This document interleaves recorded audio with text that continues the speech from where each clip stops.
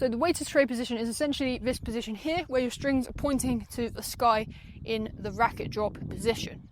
So if you get into the weighted tray position, you simply are forced to push through the ball like this and not generate any pronation on your serve.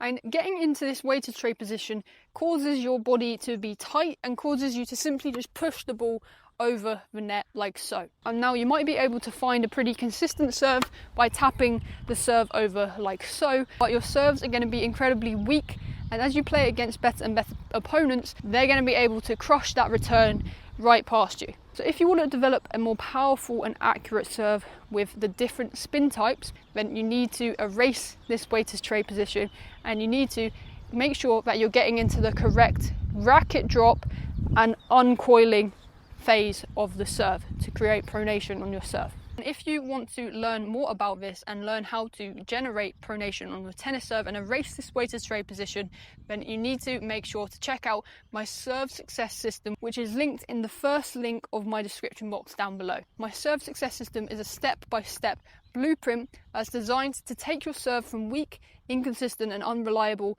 to a serve that is more powerful, consistent and accurate. So if you are ready to transform your serve, then make sure you click that first link in my description box below. But guys, back to this video. Now I'm going to give you a key drill that you can do to help you to erase this weighted tray pose and to get that correct loaded position and racket drop. This whip-like racket drop motion that's going to help you develop a really high level tennis serve with more power. So what you want to do is simply just start up in the trophy position like so, and what you're going to do is have an incredibly loose arm. So essentially take all of the weight out of your arm, and what you're going to do is focus on driving from the back hip. So you're going to load your hip and then push this back hip. And if you are doing this correctly and your arm is loose enough, like I said, for you to do, then you're going to find your racket naturally drops. So if you're getting this correct motion of pushing that back hip, which is what you do in the tennis serve, then you're going to find that you're naturally dropping that racket down into this racket drop position. So it's external rotation of the shoulder. So this natural racket flip down into the racket drop position is what you need to find every time you serve.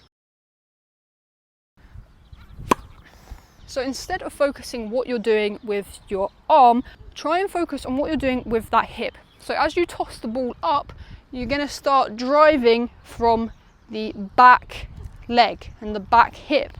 And this is naturally going to help you get into the racket drop and fire up, naturally generating pronation on your tennis serve.